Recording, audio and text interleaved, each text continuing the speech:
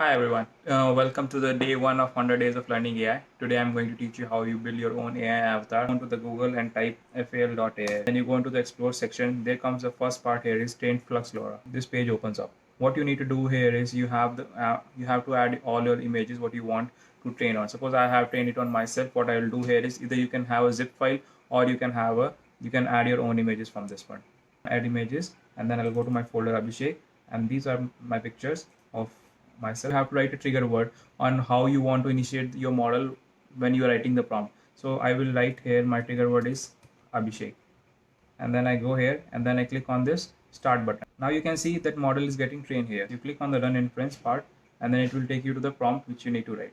This is the prompt and I want to create an. So I will go to GPT and I will write a prompt, get an image of be looking like a thought. So this is the output which I get. Just copy this prompt here and then I paste this. You have to remove this. You write create an image of Abhishek and then you run this command. This is your output which I generate. It looks like this.